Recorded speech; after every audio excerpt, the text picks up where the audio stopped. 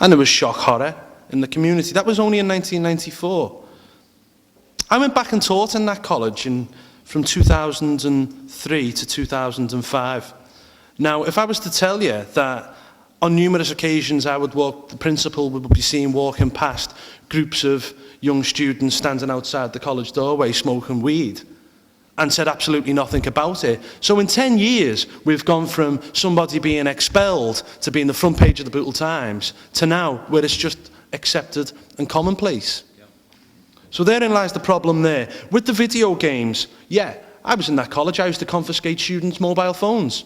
I used to see things like students would have things, happy slapping. One was of somebody sawing a pig's head off with a chainsaw.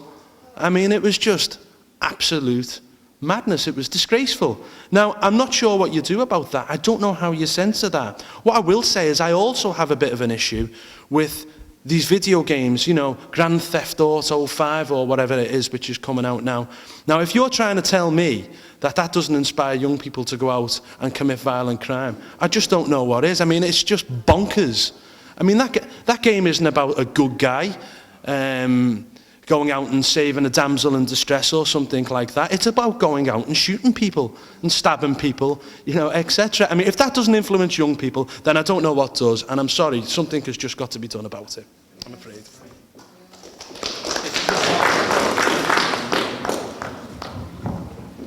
Gordon Lawrence from Suffolk. A couple of points on the media. I think we'd all probably agree that it would be very nice if we didn't have to have any interference from government in the media. However, I don't frankly think that that is practical.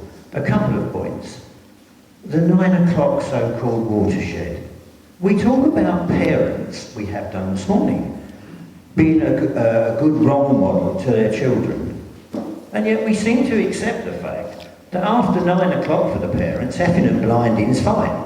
I'm sorry, that's double standard to me. The second point I would make is that so many people, mainly those in the media who make a lot of money out of it, they claim, oh, it doesn't really affect people what we show. Well, my answer to that is that we seem to have a hell of a lot of very successful companies spending a hell of a lot of money advertising on television if it doesn't affect people. Yeah. Yeah. The third thing, please, and perhaps you could guide me on this. Watching some of these police programs, which I find very interesting, I note that young people can be arrested under some act or the other for using bad language to the police. Fine, I agree with that. Why is it okay for people to use it on the television, and yet it's a crime in the street? Thank you.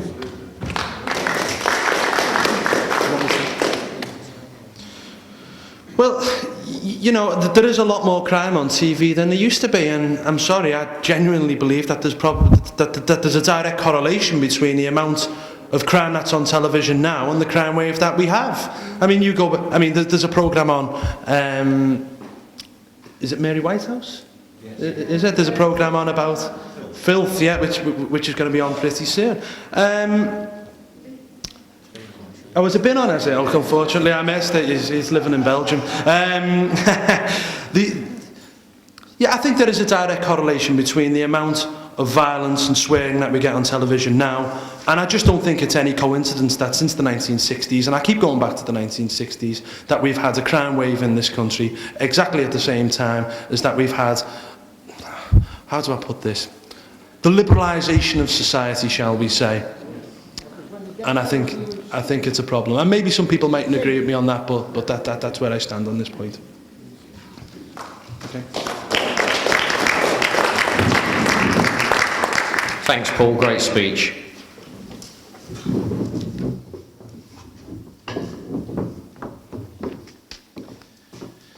Thank you, ladies and gentlemen. It's now my great pleasure to introduce one of our guest speakers today, David Fraser. David is a former probation officer, so he has great experience from working at the coal face, as it were, and a criminal intelligence analyst with the Criminal Intelligence Service. David is the author of the best-selling book, A Land Fit for Criminals. David also helped compile UKIP's law and order policy document, which we will be referring to throughout today. So without further ado, ladies and gentlemen, may I introduce David Fraser. David, thank you.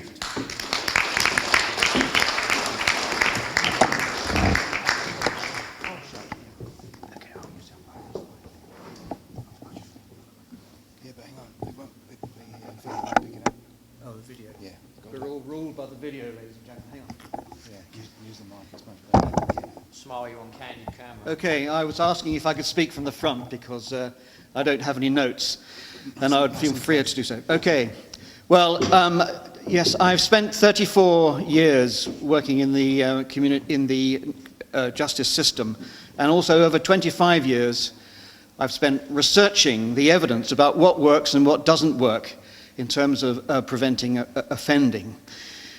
And there is absolutely no doubt that crime now is, I would argue, one of the biggest problems faced by the British public.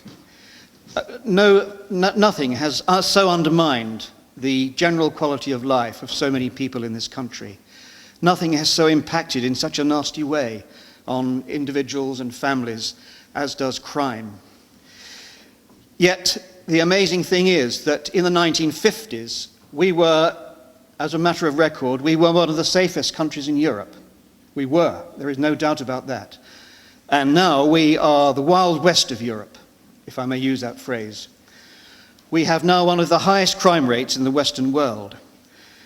And the amazing thing is that what I discovered during my years of researching this problem was that this problem we now face is self-inflicted. Self-inflicted by the various governments that we've had since the 1960s. All of them, without any exception, all of them have produced rafts of legislation which have made it easier and easier for the courts to avoid sending people to prison, and have enabled them to place hundreds of thousands of persistent, determined offenders back into the community on some form of community supervision, where they have created havoc and have committed hundreds of thousands of offences, if not millions, every year.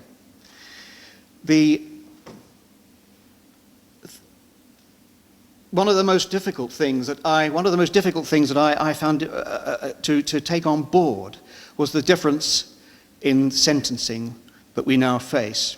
If, for example, we imprisoned at the rate if we imprison now at the rate we did in the 1950s, we would have a prison population of 300,000 offenders. And I would argue that's about what we need to keep this country safe. We do have now 155,000, approximately, 155,000 determined persistent offenders on probation or under some form of community supervision in this country, walking free, predating on us at will, with very little fear of being caught. Their reconviction rate is enormous. We have already heard that it is about 60%. But that's an overall general figure. It is actually far worse than that for those offenders who, when they were placed on probation, had previous convictions. Their reconviction rates are even higher and higher. 65, 70, 80, 90%, depending on how many previous convictions they had in the first place. We have a problem that is self-inflicted. We have brought it on ourselves, not us, but the governments who have ruled this country since the 1960s. It may be not generally known, for example, that about 6 or 7 years ago, the Crown Prosecution Service closed the files on 193,000 cases in 1 year. In 2006, they closed the files given to them by the police on 287,000 cases. Now, no institution has so undermined the morale of the police as has the Crown Prosecution Service. And the first step in revamping our criminal justice system has got to be the abolition of the Crown Prosecution Service. They were, whatever their publicly stated aims, they were brought in with one express purpose, which was to prevent criminals not only from going to prison, but from even being processed in the courts in the first place. They are a national disgrace, and we should scrap that organisation as soon as possible. What are we going to ask any government to do to keep us safe? There are so many things we should ask of them, but I will limit myself to 2 or 3, as there is not a lot of time left. The first thing we would want any government to do is to accept the truth that the methods that they have been using to deal with persistent offenders who are unmotivated to reform do not work.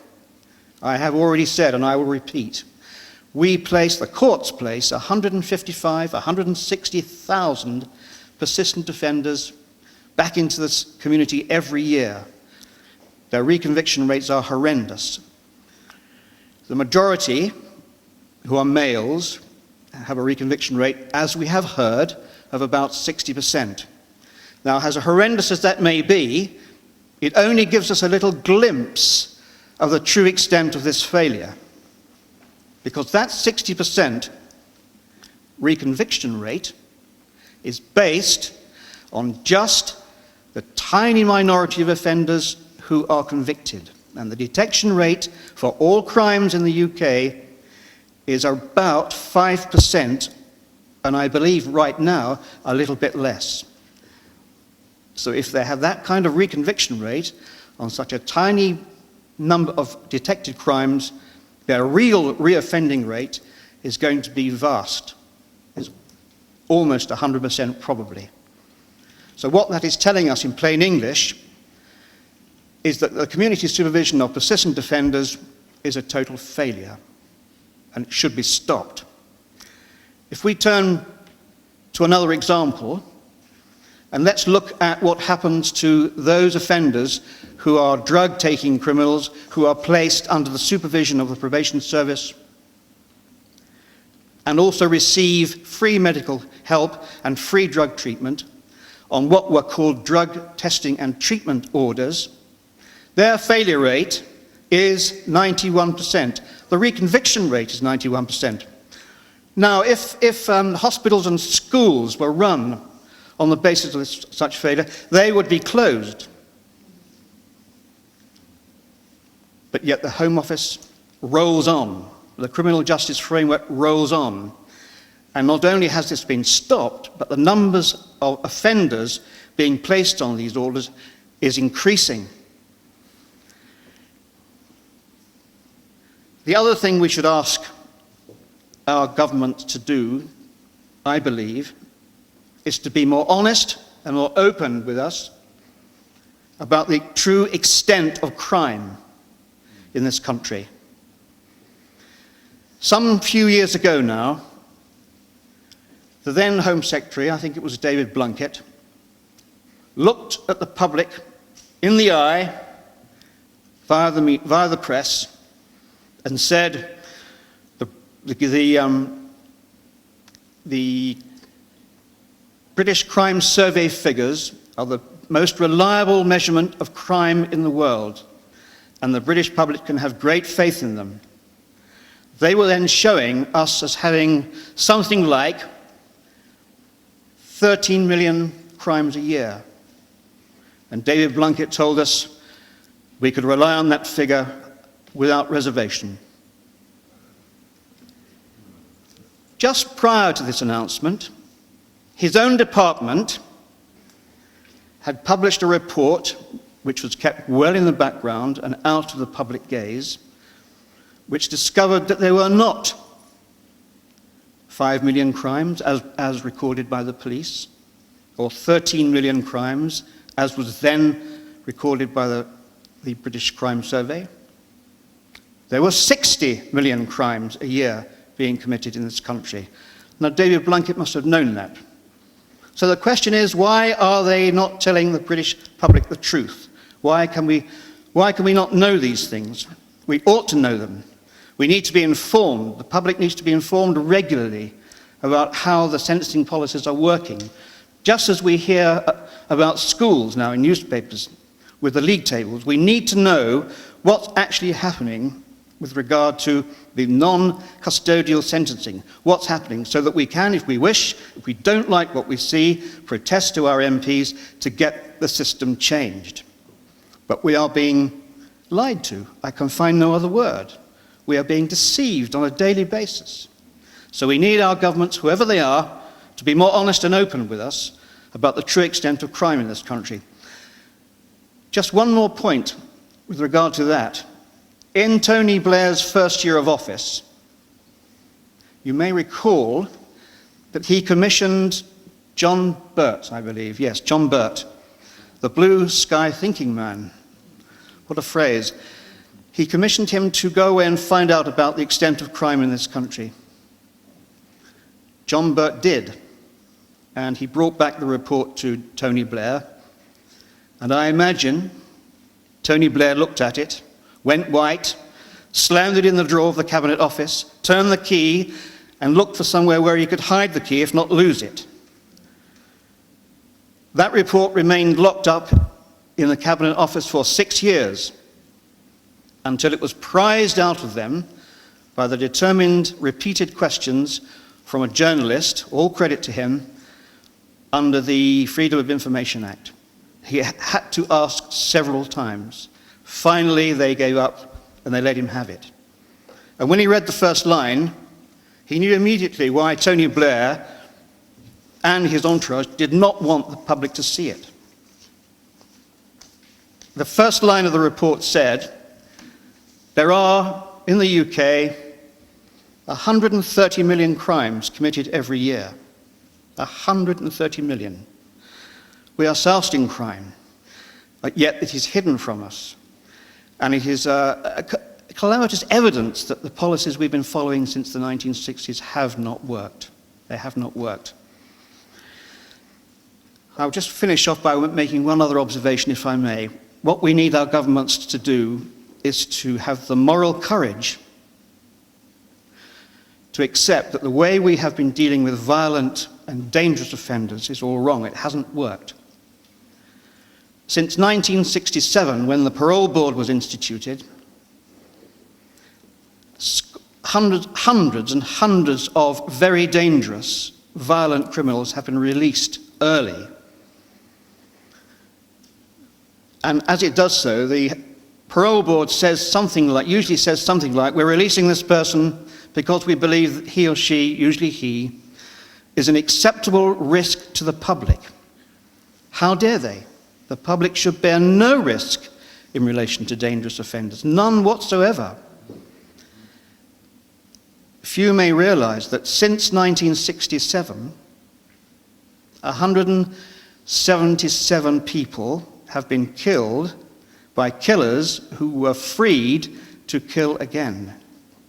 This is a horrific statistic, and it should not be happening in a well-ordered society. And no government that is actually serious about protecting the public should actually allow it to continue, but it does. All the arrangements which our government has brought in to supervise dangerous offenders in the community have failed. We were told they would keep us safe. They have not. Almost 9 serious offences a week, and let me just say, by 9 serious offences I mean murder, attempted murder, rape, arson, abduction, serious grievous bodily harm, serious wounding, these kinds of life-threatening offences. Almost 9 of these offences are committed by offenders under supervision of the probation service every week. These are the statistics of terror, and any government that is serious about protecting us should bring these arrangements to a halt. They do not work.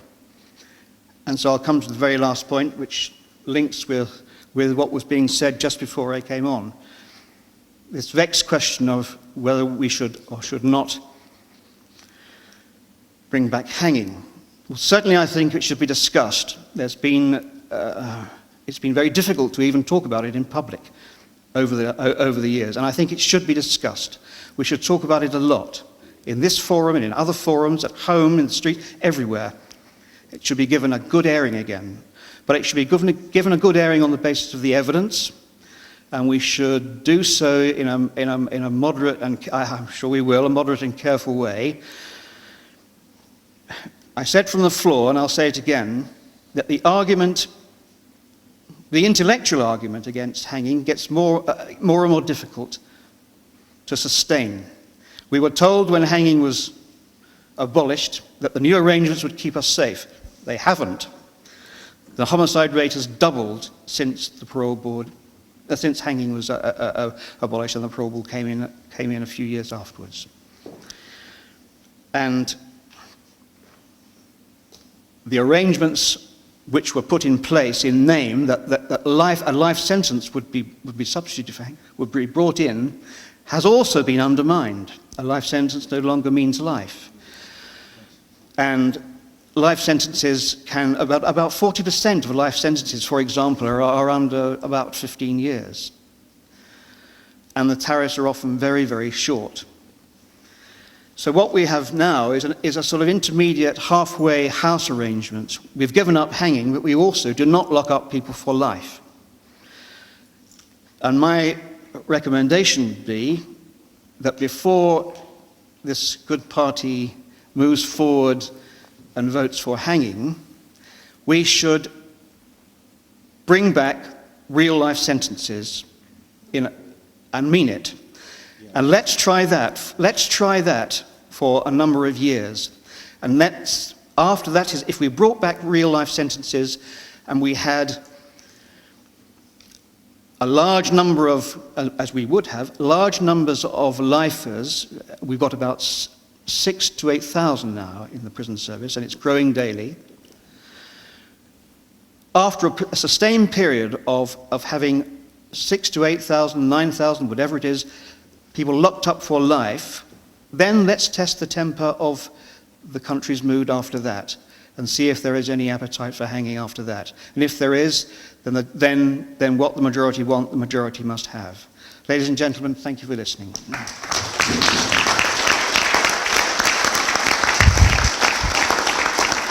Thank you, David. Now, David will be taking part in the question time later on, so if you want to save any questions for them, because we are running a bit late, we're going to take lunch now, and a couple of people will be trying to sell you raffle tickets, very cheap, £1 a strip, some great prizes over there, so buy as many as you can. Anyway, thanks, have a great lunch. We'll come back at 2 o'clock if that's okay, that still gives you just under an hour. So Chris, you can...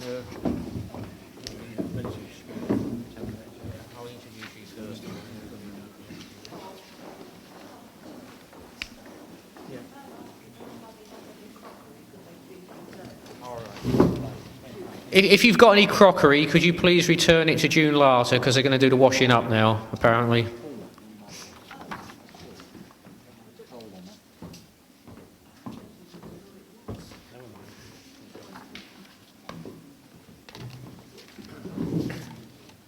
Right, our next speaker is Chris Hudson. Chris is a member of my branch. He was educated at Queen's College, Cambridge. He is a public affairs consultant in the parliamentary affairs. He is a former Essex councillor, headmaster, and was for a time the national secretary for the Monday Club. Ladies and gentlemen, Chris Hudson. Oh, I also forgot to mention that he is also my fellow organiser for this conference.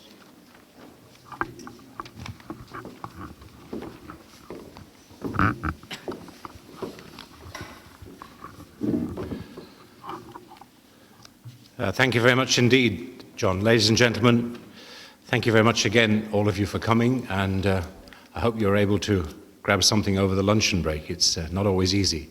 Something of a Paschal meal to take in haste. I really couldn't start today without bringing your attention to a couple of headlines that were passed to me. Look at this first one. Be nice to Mr. Huntley. Why? He's a murderer. He should be locked up and the key thrown away. The way he treated those little girls in Soham, what is an appropriate punishment for this chap? Do we let him out and do a extra learning curriculum job? Why can't people get it into their minds that there is a certain percentage of the criminal populace who are almost by design criminal and bad, and they need locking away? Not just for 30 years, Mr. Chairman. They should be locked away and never let out again. I don't want to be nice to Mr. Huntley, and I'm sick of Mr. Brown and his government being nice with my money to them. Stop it now.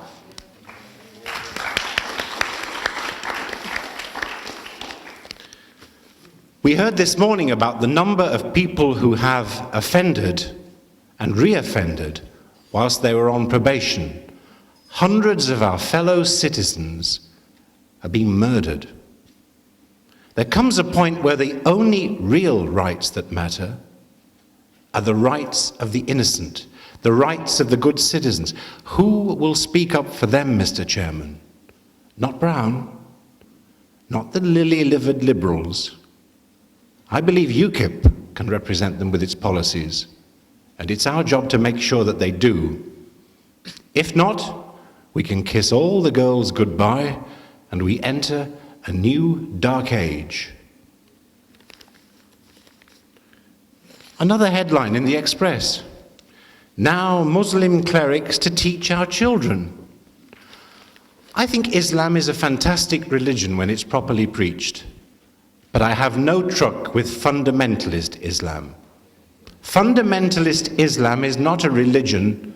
Some say it's a form of mental condition.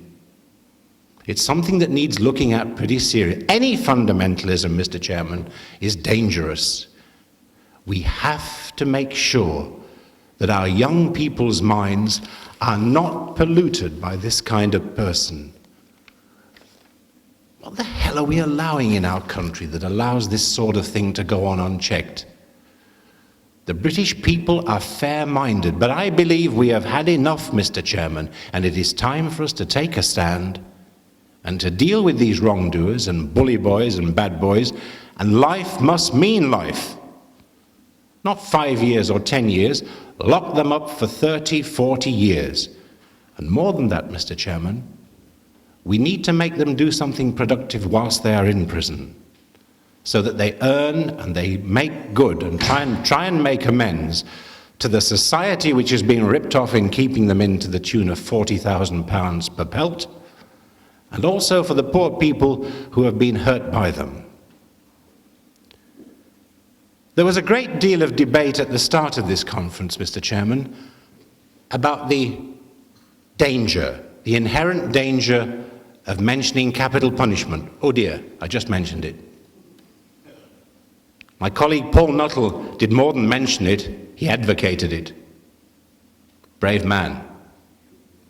He believes in freeing the people like I do. And our party has given us the means of freeing the people totally. It's called a referendum. Some of us call it democracy. It means that we can ask the people simple questions. And if we can motivate enough people in the country, in our towns and cities, then nothing on this earth can stop us from getting our streets back, from getting our towns and cities back, and from putting the great back in Britain, Mr. Chairman. Unless we do that, we will disappear as a civilization, and we deserve to. A couple of statistics, and I am indebted today for these statistics to none other than Mr. Simon Heffer.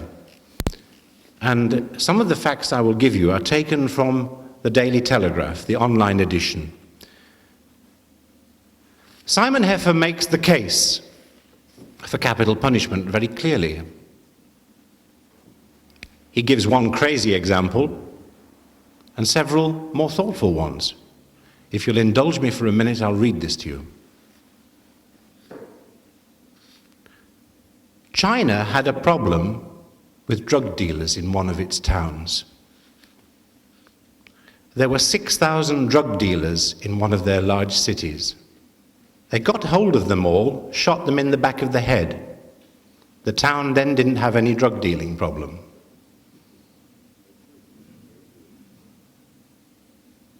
I can remember the late Alan Clark, the man who gave us that unforgettable phrase, "Anything can happen at bridge." For that alone, he deserves to be immortal. Who told us on several meetings and several occasions, during that awful time when we lost so many decent people on both sides of the Irish Sea, and David Campbell-Bannerman knows so much about this subject, how many hundreds and thousands of people we lost in the mindless violence that has haunted Ireland and Great Britain for over 300 years. He suggested all it needs us to do is to go around one night, round up the so-called IRA men at the time, and shoot them in one night. We'll never know if it could have worked, Mr. Chairman. I am not advocating today, ladies and gentlemen, a return to capital punishment. I am urging, and I want to make this clear, I am urging in our document, Rebalancing Justice, which deserves our congratulations, I am urging that we have the right to demand a referendum on any topic that we choose. Capital punishment, immigration, tax. That is real freedom. What I don't expect, if I live in London, is to send Gerrard back all the way to Brussels and Strasbourg, needlessly with 150 million quid worth of removal every month, so the French can have their way.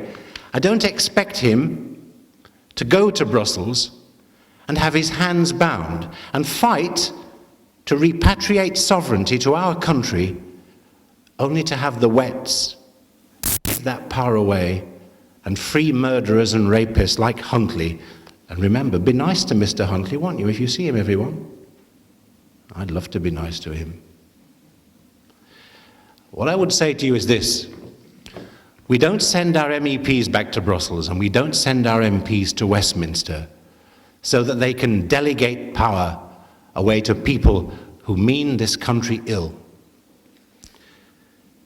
And far too many, for the best of reasons, have destroyed entirely the moral fabric of what this country should be about. I just said to Margot, who's come up from Southend, would you go out tonight, Margot, after 11 o'clock for a stroll on Southend seafront? She could have done so in 1937, because the gentleman sitting next to her, I can see him strolling with his mum and dad down Southend Pier. And there was a bobby with a police helmet that we saw earlier, and people were polite. The ladies wore gloves, they knew how to behave. It was a civilized country, Mr. Chairman. Personally, I wouldn't go out in London in certain parts unless I had 3 knife-proof vests on tonight, never let alone Harriet Harman's one vest. Why? In our country, that our mums and dads and granddads have fought and died for, are we not allowed to do that? Do you see the horrendous nature of that crime, Mr. Chairman? I do. The question is, what are you going to do about it? Are we going to sit here, as they say? Are we going to sit on the fence until the fence goes right the way through our hearts, watching the colour TV, surrounded by the oil and the coal? It's time to wake up. Time to cure our country. For if we don't do it through the democratic means, other more sinister forces from Europe will do it. And this leads me on, and let me say that UKIP is the most pro-European party that I can think of, Mr. Chairman. It dislikes the EU, but we love intensely our fellow Europeans. Look at the madness, the utter madness that spews forth from this huge nightmare of a country, where we have never had the opportunity to have our say, only in little meetings like this. And that's only why they let us, Mr. Chairman, because when you get a new Euro-federalist police storming through the door, nick me, some would say, great, nick Chris quick.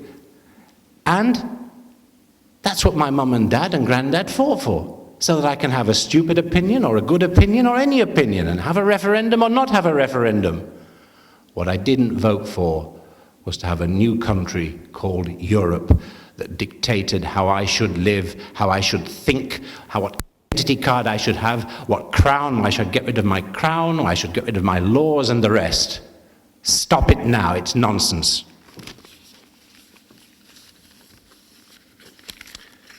You know, Heffer reminds us in his essay that we still have capital punishment in this country. We call it war. We send lads away to get shot at, very often for target practice by the Taliban or anywhere we happen to be involved in Iraq. So the state does retain the right to kill people. It sends its people away. Now, very often, that military covenant, as we have seen, is broken down entirely. In this audience today, there are people who are sending their sons and daughters away to fight for crown and country, and I think they deserve our applause and they deserve our assistance. But my word, they deserve a good country and a good government and a good people to do it on behalf of. Otherwise, we are betraying them, and we are betraying the sacrifice they have made in the past and will continue to make for us. Never forget that, Mr. Chairman.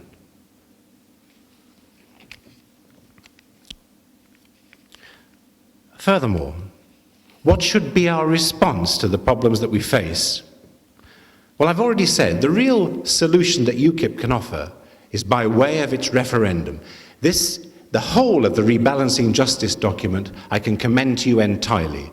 And I believe that gives us a key, as the gentleman here said. We can raise that and we can use that to bring any part of public policy to the people's minds and free them, and then we can shape our policy accordingly. As regards controversial things to say, let me say whom I believe are the real murderers in our midst.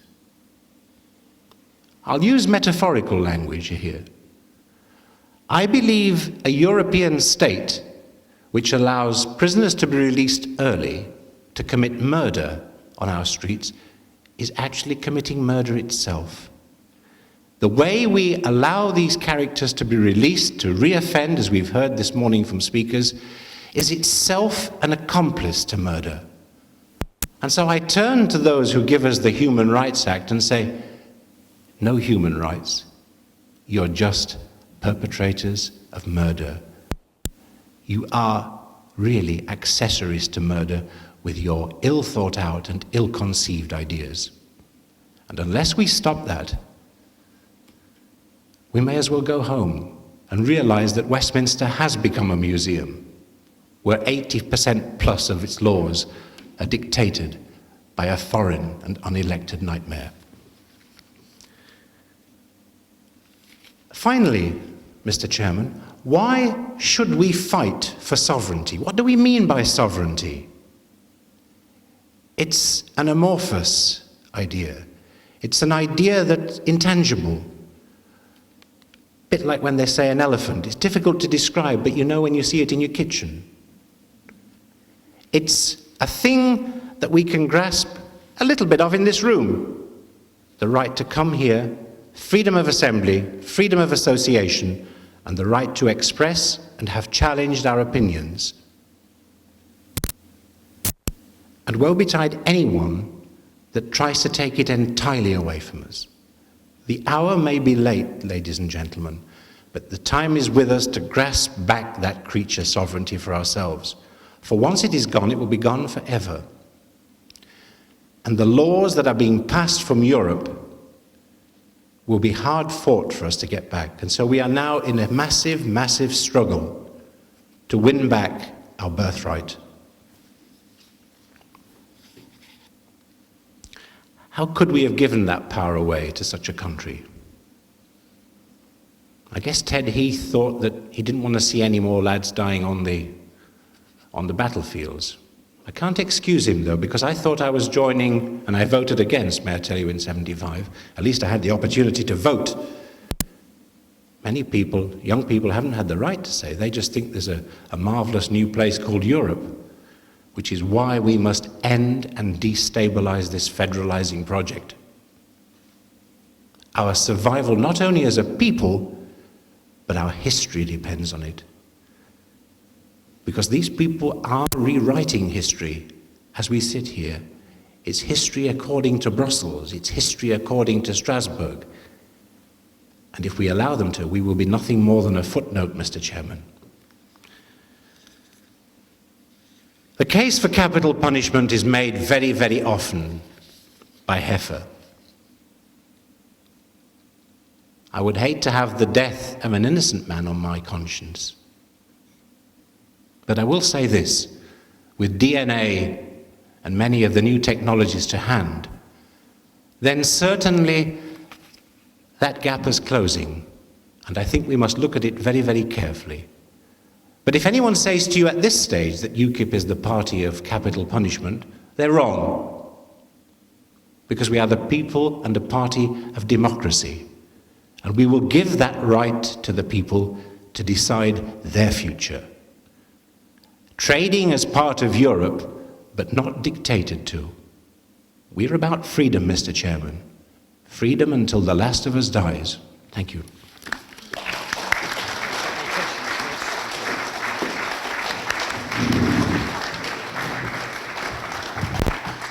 Are there any questions from the floor for Chris? Any at all?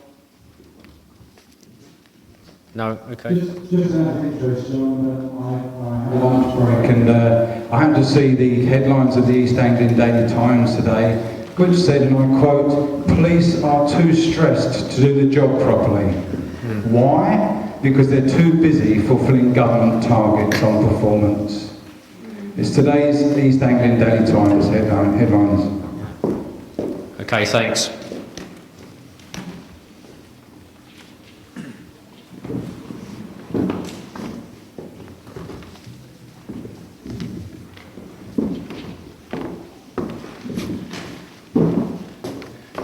As long as I keep taking the pills, Mr. Chairman, I'll be okay.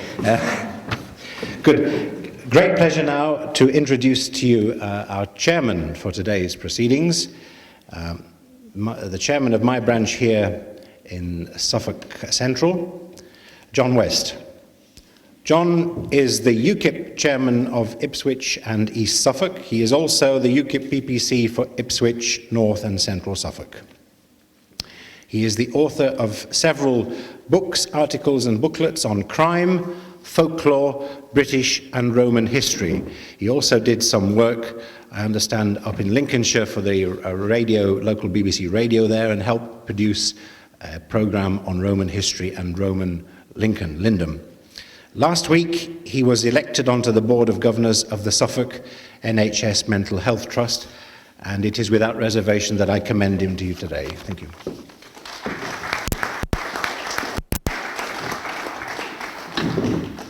Thank you, Chris.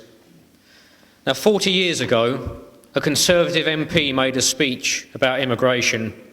And in that speech, he predicted that uncontrolled immigration would change this island beyond recognition. He warned that our country faced fragmentation and civil unrest due to uncontrolled immigration. He said, and I quote, "It is like watching a nation busily engaged in heaping up its own funeral pyre." And he also said, "As I look ahead, I am filled with foreboding. Like the Roman, I seem to see the river Tiber foaming with much blood." He ended his speech with these words, "All I know is that not to see and not to speak would be a great betrayal." Ladies and gentlemen, the MP in question was Enoch Powell, and his speech sent shockwaves across the land. Indeed, 40 years later it still does, because many would say that his predictions have been largely proved to be correct. However, in 1968, Enoch Powell spoke of 50,000 immigrants coming to Britain in a single year. Today, it is over 200,000 every single year. Every 3 minutes, a British passport is handed out to a migrant. 1.5 million British immigrants have been made British citizens since Labour came to power. One such person was Mukhtar Ibrahim. He was approved despite convictions for robbery and indecent assault, and he showed his thanks to Britain, ladies and gentlemen, by trying to carry out a terrorist attack in London. But on the other hand, Gurkhas who had left the British Army before 1997 have been refused permission to work, use the NHS or claim benefits while they battle for the right to become British citizens. So it appears that Labour thinks more of foreign criminals than brave soldiers who have fought for this country. Now, for decades, multiculturalism was promoted as a virtue. Slogans such as "Together in Diversity" were used. Immigrants were told not to integrate. Instead, they were encouraged to form communities within communities across Britain. And we were told to celebrate multiculturalism, and if you questioned the wisdom of this, you were denounced as a racist, as Enoch Powell was. Well, the abject failure of multiculturalism became apparent when 52 people were murdered in London by Islamic fanatics born and bred in Great Britain. But even those who used to promote multiculturalism now admit that they were wrong. In April, Trevor Phillips, chairman of the Equality and Human Rights Commission, warned of the rising tension and said that Britain was locked in a cold war between different ethnic communities. Which neatly brings me to the subject of my speech, the clear link between immigration and the rising crime. 50 years ago, Britain was renowned for its low crime rate. Today, it's one of the most violent places in the world.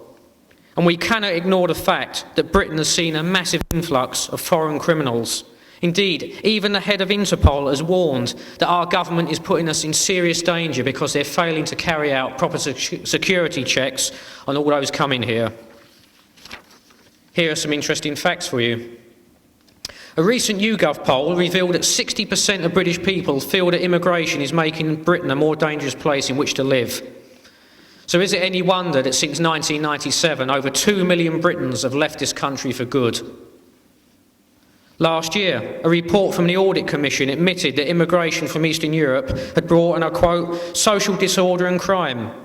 It warned of increased racial tension between immigrants and locals. Potential flashbacks included overcrowding, street crime, poor driving standards, hostilities towards the police, and begging. Locals had witnessed a total transformation of their communities, and needless to say, they weren't very happy. I'll just give you one example of this.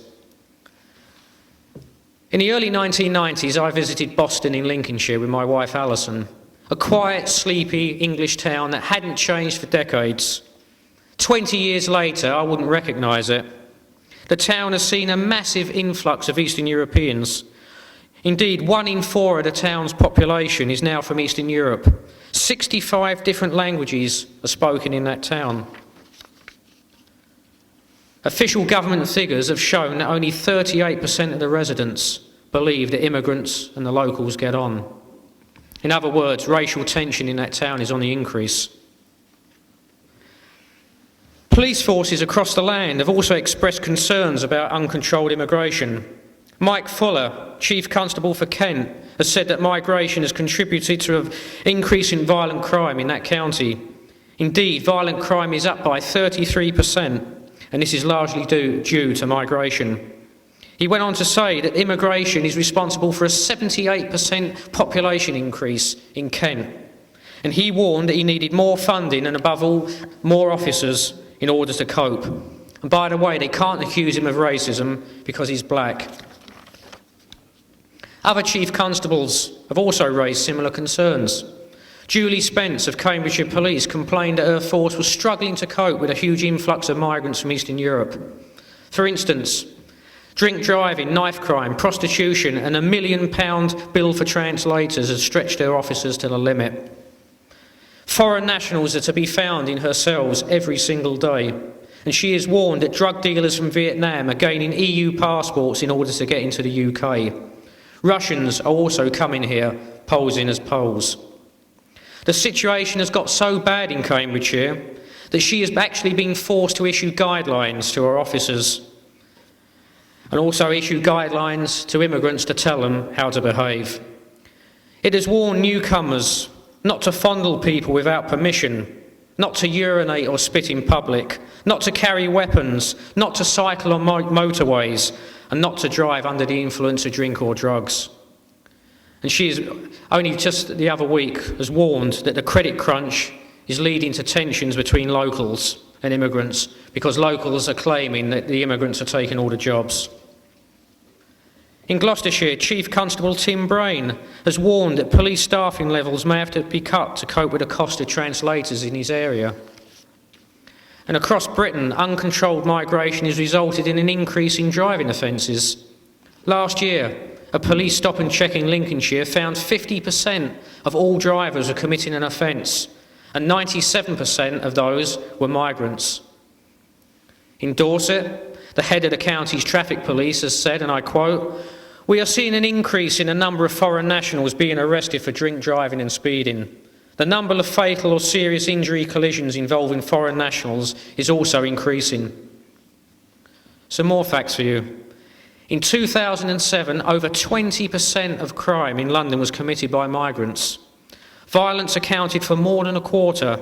Drugs were involved in some 6,000 cases.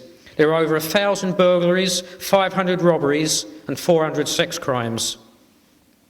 Nationwide, Romanian gangs are responsible for 85% of all credit card fraud. And cash point crime costs you and I £60 million a year. Overall, Romanians were responsible for more than 1,000 crimes in the first half of last year. And coincidentally, at the same time, the crime rate in Romania dropped. 1 in 7 prison inmates is foreign. The cost is £38,000 per annum for every single inmate. A foreign national is arrested for a crime every 4 minutes. In 2007, migrants were to blame for 1 in 5 murders. And the average cost for a murder investigation, ladies and gentlemen, is £1.5 million. In 2006, a report by Westminster City Council warned that antisocial behaviour and crime had increased in that area. Eastern Europeans were, and I quote, overrepresented in arrests for shoplifting, drunkenness, prostitution and burglary. The report also said that the figures could be far higher, as many shops no longer called the police, they simply relied on their own security officers to deal with a problem. And this brings us to the EU. The vast majority of Eastern European convicts released from prison cannot be deported because of EU law. They have the right to stay here as EU citizens. Migrants from outside the EU cannot be deported if they have been issued with a passport by another EU country. The Human Rights Act, as other speakers have already mentioned, also prevents foreign criminals from being deported. I mean, do you remember those 9 Afghan hijackers a couple of years ago? Hijacked a plane, flew it to Britain, threatened to murder everyone on board. What happened to them? Were they deported? No. They were allowed to stay in Britain, claim benefits. Indeed, one of them loves planes so much he ended up working at Heathrow. They couldn't be deported because of the Human Rights Act. Because if they'd been sent back to Afghanistan, they would have faced persecution. So, ladies and gentlemen, we're forced to foot the bill for those 9 Afghan hijackers and, incidentally, their family members who came over here. Only a couple of weeks ago, Chris Fox, president of the Association of Chief Police Officers, said that mass migration had brought with it a whole new range and a whole type of crime, and I quote, "From the Nigerian fraudster to the Eastern European who deals in drugs and prostitution to the Jamaican concentration on drug dealing." He also said, and I quote, "Every time you get a new group, you get more tension. It doesn't take much to disturb the balance, and I think we've got to be very careful to make sure we're not overwhelming our current infrastructure." His exact quote. In April of this year, a leaked police report to the Home Secretary revealed that immigration had had, and I quote, "a significant impact on communities." The Home Secretary was told that there had been a huge surge in organised crime, and matters had been made worse because countries such as Poland had refused to share their criminal records with the UK. In other words, ladies and gentlemen, we haven't got a clue who's coming into our country. Scotland Yard has said that over half the crime gangs in London are foreign. Nationwide, we have gangs from Russia, Somalia, Jamaica, Romania, Algeria, Turkey, China, Vietnam, Pakistan, Lithuania, Latvia, Albania and Poland. They were involved in drugs, prostitution, fraud, people trafficking and theft. Bill Hughes, Director General of the Serious Organised Crime Agency, has said that drugs, guns and people smuggling were mainly linked to gangs from overseas. Indeed, he told the Commons Home Affairs Committee, "The source of the trouble starts elsewhere." In other words, abroad. Now, ladies and gentlemen, this madness has got to stop. We cannot continue to put our people at risk. Now, at the start of this speech, I quoted Enoch Powell. Now, many would say he was a prophet because so many of these predictions have come to pass. He warned us in the 1970s that joining the common market would result in a loss of sovereignty. He warned us that devolution would result in the breakup of the United Kingdom. And he warned us that uncontrolled migration would lead to civil unrest and the destruction of our national identity. But all those warnings went unheeded by the establishment. But who was proved right, ladies and gentlemen? Enoch Powell? So what can you and I do? Well, we've got to vote for a party that will stand up for Britain. Because we can't trust the old parties. They have betrayed this country for decades. The Tories, Labour and Lib Dems are all committed to EU membership and therefore uncontrolled immigration from Eastern Europe. We need a party of dedicated people who will put the interests of the British people first. We need a party that will put the great back into Great Britain. Ladies and gentlemen, UKIP is that party, because we will free Britain from the EU. We will take back control of our borders, and we will end the madness of multiculturalism. And we will deport foreign criminals and tear up the Human Rights Act. And finally, we will freeze immigration for 5 years. Remember this. If you're concerned about uncontrolled immigration, it doesn't make you a racist. If you hate the EU, it doesn't make you anti-European. And if you love your country and wish to protect your heritage and culture, it doesn't make you a Little Englander. And if you want to see foreign criminals removed from our shores, it doesn't make you a fascist. And when those elected have betrayed you, as they have done, then throw them out. You must follow in the footsteps of those great men and women of British history who said, "No, I will not bow down to tyranny and injustice. I will fight for what I believe in." Remember this, we are the revolutionaries now. We must follow in the footsteps of Alfred the Great, Cromwell, Nelson and Churchill, who are all prepared to stand up and fight for what they believed in. Because if we fail to follow their example, our heritage, culture and national identity will disappear forever. However, I know that you and I will not allow that to happen. So please support UKIP in this new battle for Britain, because it is not enough to say that I believe in what you're saying. You must be prepared to fight for what you believe in. Ladies and gentlemen, you have nothing to lose but your country. Thank you.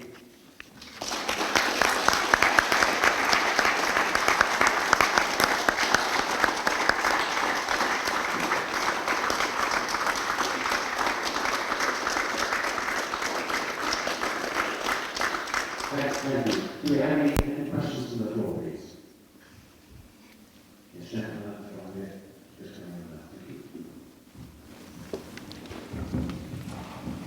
You know, the one thing that worries me is that, certainly from my own experience, you would have a job to find people in this country who disagree with anything that has been said today. Inevitably you'll get the odd man out, but generally speaking. It worries me, therefore, that, no, let me correct that, and this is not a criticism, I emphasise, because it's not easy. Yeah. But it seems to me that the main objective of UKIP is to spread the word. I don't know if you saw last week when they devoted Newsnight to Crewe, the by-election. Mm. And they were into, they allowed the various candidates to speak until it got to the UKIP one. And Jeremy Paxman said, he only said half a dozen words, and Jeremy Paxman interrupted him and said, "Oh, we know where you're coming from, we don't want to hear that," and moved on. This is a problem, I think, that UKIP has. I don't think the problem is getting support if the people knew.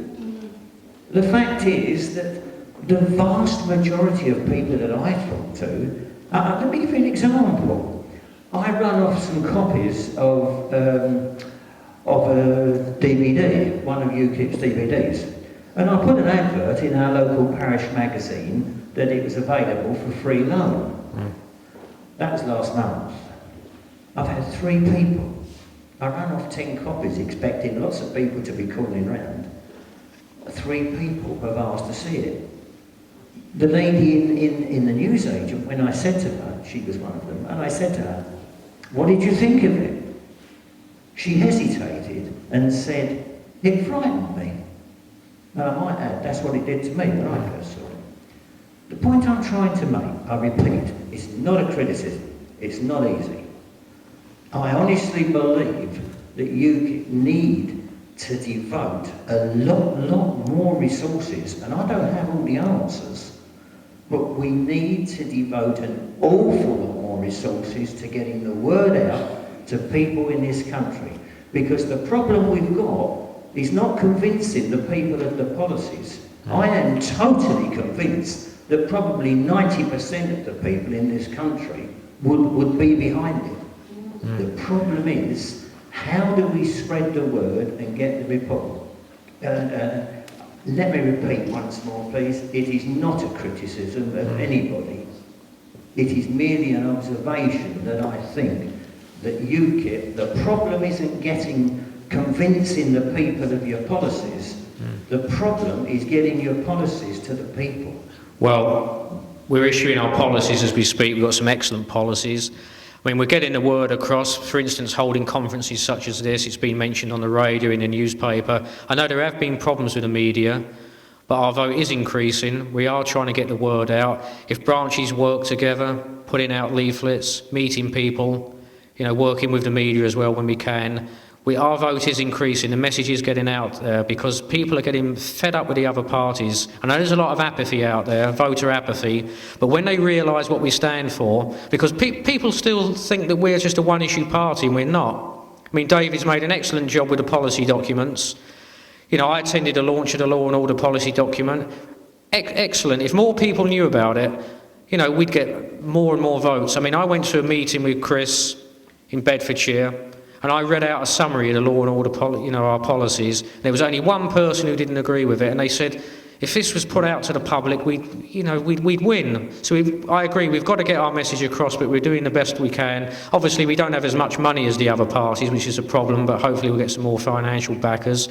Obviously, the Euro elections will no doubt give us a lot of publicity as well, and we can build on that for the 2010 general election, because it doesn't look like Gordon Brown's going to go before the country until then, because basically he's going to be kicked out in his ear and he needs the money. But we're working on it, so more meetings like this, getting out leaflets, meeting people, pushing our policies, also using the internet, Google, YouTube. This conference is being filmed, it's going to be put on Google. Thousands of people will be able to access it and they'll see, yes, they're not just talking about the EU, they're talking about law and order, the environment, energy, everything.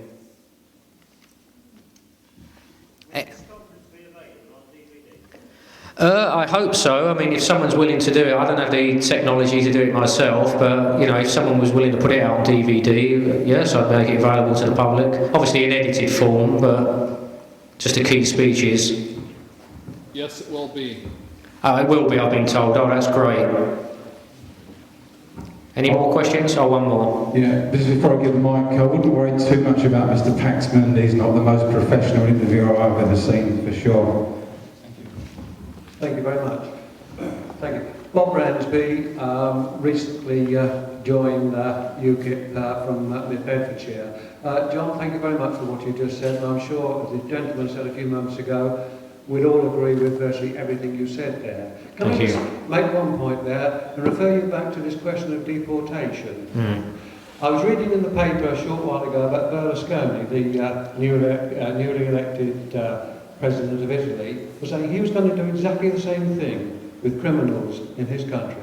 Does he have different rules than we have, or was this just an empty promise?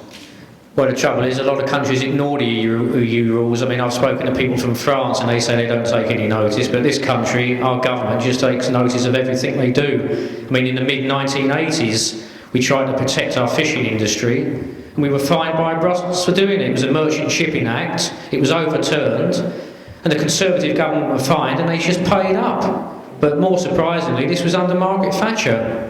You know, needless to say, the Conservatives never talk about that. You can't reform the EU, you've got to get out. I mean, we only have about 10% of the voting rights anyway. Our MEPs can't do anything. They turn the mics off after 90 seconds. But no, as you say, I mean, you know, other countries seem to do it, but we just accept everything the EU throws at us. Isn't it about time we show some backbone ourselves? Exactly. The trouble is with the British people, when they do wake up, they fight like lions, but they take a lot, you know, it takes a lot to wake them up. Thank you, John. Excuse me just for 1 second. Don't forget the British beef, John, as well. The French openly flouted their own the EU law. Exactly. Yeah, I'm going to take them to court over it. Right, well, thanks for that. So we're getting a bit late, so we'll move on to the next speaker. There will be, excuse me just 1 second, John. There will be an opportunity, of course, during the Q&A session subsequent to these next speeches, when we can raise and give vent to those feelings as well, ladies and gentlemen. So thank you, John. Okay. Well, as some of you may know, I was born in North London, just up the road from John Croft. So from one London lad to another, Gerrard Batten MEP for London.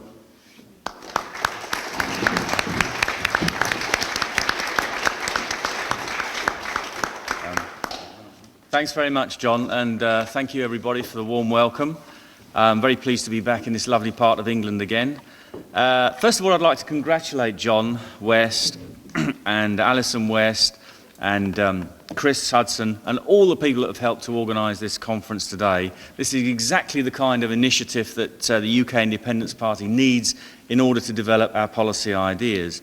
Now, ever since UKIP was formed in 1993, it's been my view that we have to develop a radical domestic policy agenda in order to appeal to the British electorate.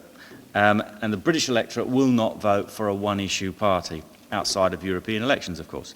Now, it's not an easy thing to do, but we've made tremendous strides over the last year or two, especially under David Campbell-Bannerman's as head of the Policy Development Committee.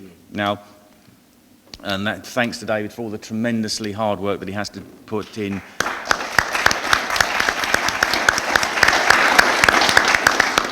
It's hard enough reading one policy document, but he has to read about 18 at a time, so my sympathy goes out to him.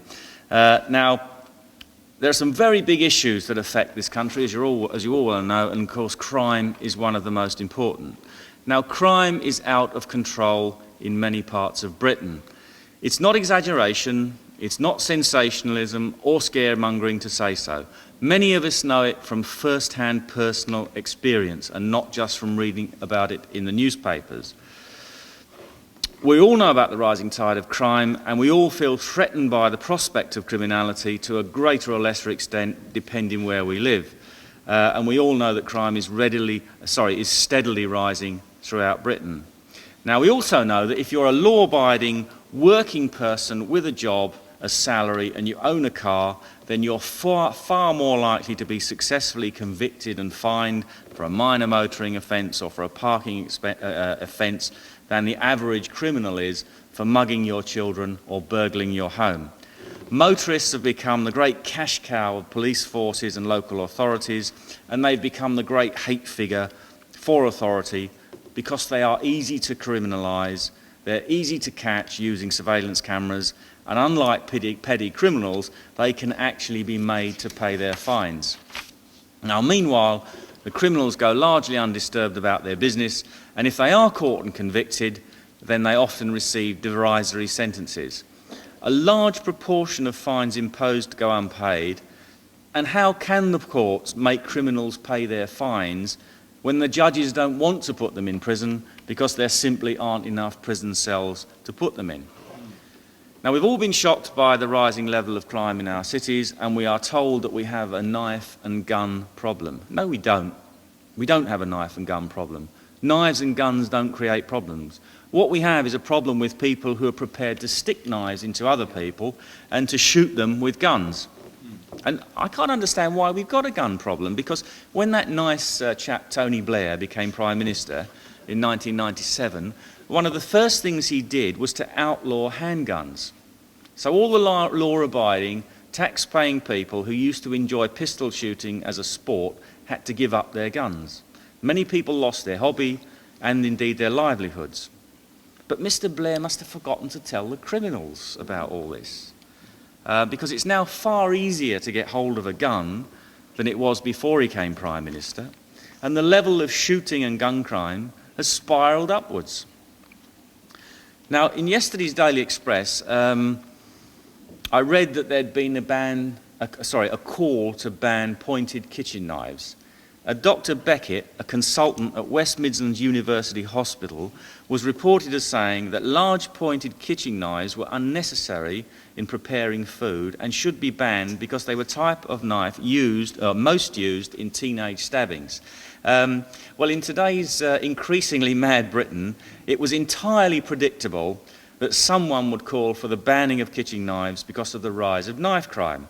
Now, most of us live in houses full of deadly weapons of some sort or another: knives, saws, drills, chainsaws, but somehow we manage to restrain ourselves from using them for deadly purposes.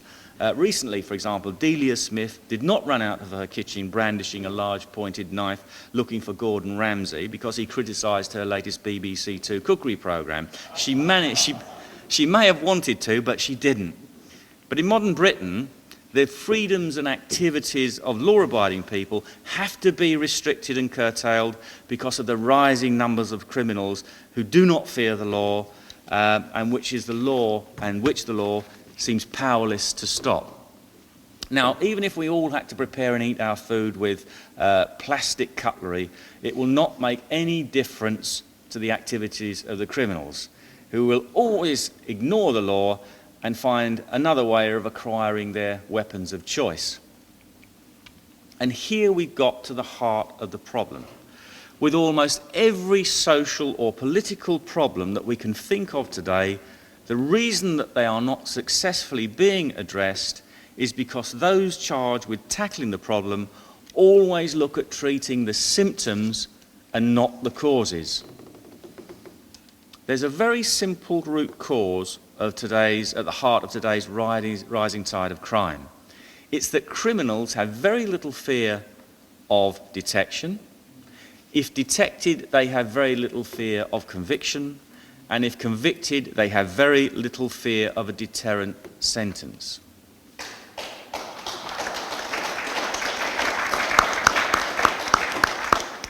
Now, in Thursday's Daily Mail, there was a letter from a Mr. P.G. Davis of Hampshire, a retired policeman of 32 years' service. Now, he gave a very succinct description of what was wrong with the police force. The fact that we now call it a police service instead of a force might be one of the reasons for the problems. But anyway, this is what Mr. Davis actually said. He describes how he was assaulted on average about once a week and eventually left the police force 20% disabled. He describes incompetent bosses who were more interested in documenting his sexual preferences than his ability to do the job, and in setting politically inspired targets which had no relevance to policing and which demotivated competent officers. Now, who is to blame for this? The police are only human beings and will react as such. If they're shown incompetent leadership, they will become demotivated. If faced with more and more procedural difficulties in tackling criminals, they will take the line of least resistance and avoid arresting criminal suspects for fear of the paperwork involved and concentrate on easy prey such as the motorists. Now, I find it a wonder today that the police force managed to remain motivated at all, and indeed that anyone seeks to go into the police force today, given that it is becoming increasingly difficult for them to do the job that we must assume originally inspired them, which is to protect society and catch criminals. So who should we blame for the problem? The answer is very simple. It's politicians and the judiciary.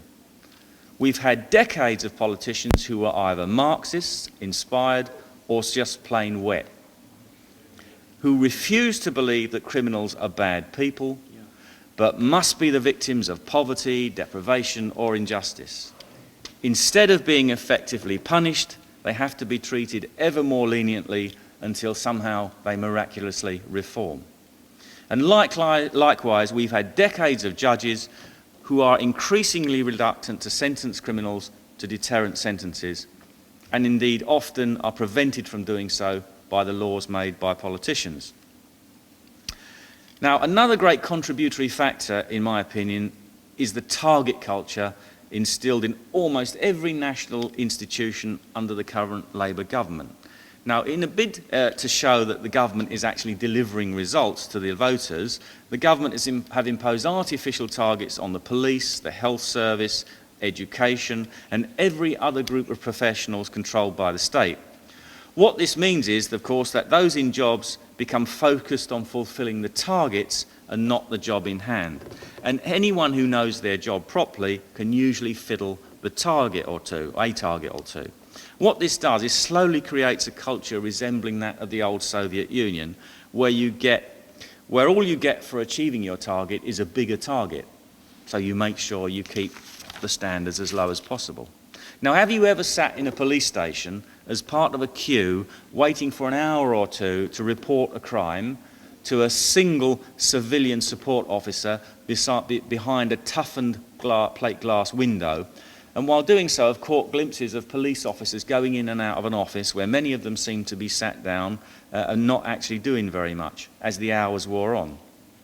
Have you ever wondered what they're doing that was so important that they couldn't come out and take your report of the crime that you wanted to report and the reason that you were sitting there? My guess is that they were too busy completing their targets in all set by politicians in actually to get on and do the job that you want them to do, they probably want to do, but are prevented from doing. Now, we experience less and less protection under the law from the activities of criminals, and we simultaneously experience more and more loss of freedoms under the law. Now, as a member of the European Parliament, I can tell you that the European Union will assume more and more power over our legal and judicial systems. Under the Lisbon Treaty, the European Constitution by another name, as you're all well aware, we will see the appointment of a European public prosecutor, and we will see more moves towards harmonised European legal systems. There will be more powers for Europol, the European police force, the officers of which enjoy immunity from prosecution for anything they do or say in the course of their duties. I could not get a reply out of Sir Ian Blair, the Metropolitan Police Chief, when I've written to him on a number of occasions asking him how he squares complete immunity from prosecution from police officers when that is completely alien to our English legal system. All I got back was a reply saying there are no Europol officers on British soil. I wrote back and said, I didn't ask you that question. I asked you how you would square complete immunity if there are some here, and he didn't answer. And we all know now that there are plans to bring Europol police officers into this country, probably starting with the Olympic Games in 2012, but maybe before. Now, so already any British citizen can be extradited to any European country by means of the European arrest warrants.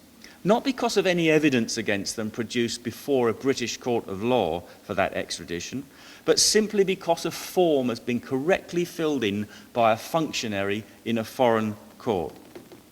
And this is not for particular crimes under English law, but vague accusations of wrongdoing for things that are not criminal offences under English law. For example, under the European arrest warrant, you can be extradited for being corrupt and swindling. Well, they're not crimes under English law. You have to be charged with a specific crime. I'm sure a lot of people in this room might think that there are many members of both Houses of Parliament, Houses of Commons and House of Lords, who are both corrupt and guilty of swindling. But they haven't done anything illegal. They haven't broken any specific law. They've swindled us out of our referendum on the Lisbon Treaty. We know that they're corrupt from what we hear about the way that they manage some of their expenses, or some of them do. I won't tar them all with the same brush. But they haven't committed a crime.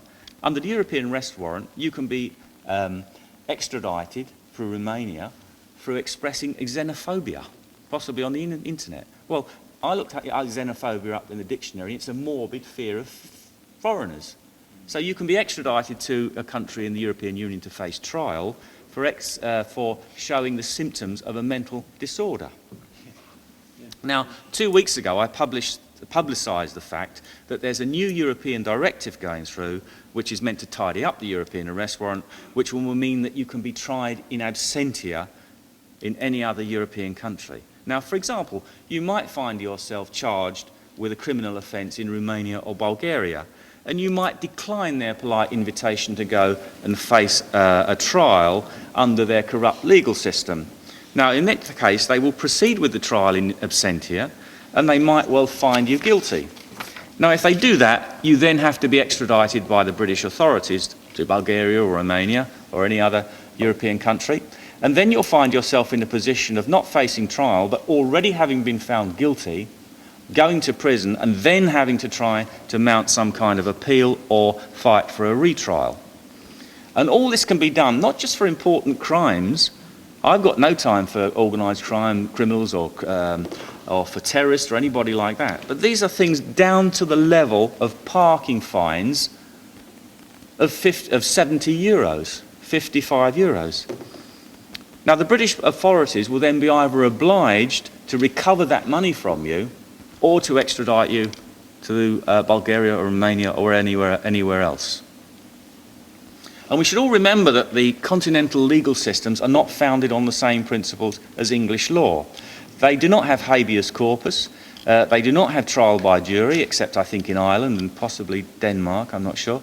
So you can languish in prison for months or years without coming to trial, and they may indeed decide to release you at the end of several months or several years. You will have been found guilty of nothing. And I have a direct experience of this, because you'll all remember the case of Alexander Litvinenko, who was murdered in London in December 2006. The man that came over to warn him that there was a murder bid possibly about to happen at the end of November was a chap called Mario Scaramella, who was an Italian, who I also know. Mario went back to Italy at the end of December on Christmas Eve. He was locked up. He was kept in prison for 6 months. He was kept under house arrest for 6 months. He was kept imprisoned in one form or another for 12 months on purely trumped-up charges. He was eventually had to admit some kind of a guilt in order to get released. He was never tried. He was never found guilty, but he was eventually, took him 12 months to get released. He came over to London a month or so ago, and I met him. I said, "Do you want me to publicise it here? Shall we have a press conference?" He said, "No, because if I upset the Italian authorities, they may well put me back in prison, and I'll be there for another year or two." And that's the way these Mickey Mouse continental legal systems work. And this is what our own British government has subjected us to in their enthusiasm for the European Union. Yeah. Now, our own government is failing to protect the law-abiding against the activities of the lawless, but as I say, at the same time, it enthusiastically removes our ancient freedoms and customs under the law in order to integrate us further politically, economically, legally, in every way to the European Union, and makes us subject to and open to the mercies of every continental Mickey Mouse legal system in Europe. Now, this is essentially why we have the syndrome that I described earlier, whereby in almost every sphere of life now, those in power seek to give the appearance of solving a problem by tackling the symptoms and not the causes. This is because we no longer control our own destinies or have the freedom of action that we would need to solve those problems. Power has been transferred to the European Union in almost every major sphere of national life. We cannot control the foreign criminal gangs that now dominate organised crime in London because we've given up control of our borders. We've given up control of who can or cannot enter Britain. We've given up control of that to the European Union. We cannot deport undesirables, criminals, rapists or paedophiles if they are European Union citizens, because we cannot discriminate against them under European law, and they have as much right to be here as a British citizen or any other European citizens. We cannot deport foreign terrorist suspects to their countries of origin or to countries where they are wanted on criminal charges, because they will then invoke the Human Rights Act and demand to remain protected in a country that they openly despise and whose democratic, political and legal systems they wish to overthrow. Now, in an effort to be seen to be trying to do something about the mounting problems of lawlessness and terrorism, the government removes the freedoms of law-abiding citizens and imposes more and more restrictions on what liberties remain. And today we have heard, and we'll hear lots more, I'm sure, thought-provoking and good ideas about what needs to be done to combat criminality in Britain. Now, almost none of these ideas, I can guarantee, can be carried out while Britain remains a member of the European Union. Now, that is why, if you agree with them, and you leave this meeting with you must leave this meeting with a commitment to support the UK Independence Party, the only party that wants Britain to leave the European Union and restore our national independence and self-government. You and everybody else that agrees with us has a simple choice: fight back or surrender.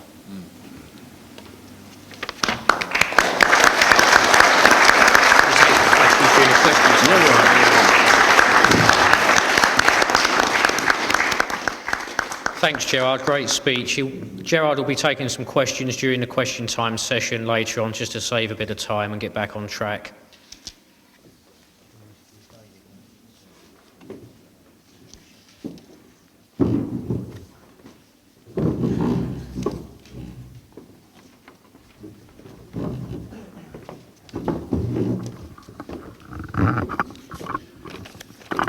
Yes, thank you, John. Thank you very much indeed as well, Gerrard, for that speech to make us think. Also, it gives me great pleasure now to move on to our next speaker, David Campbell-Bannerman. It was very pleasant the other day to be in London outside the Irish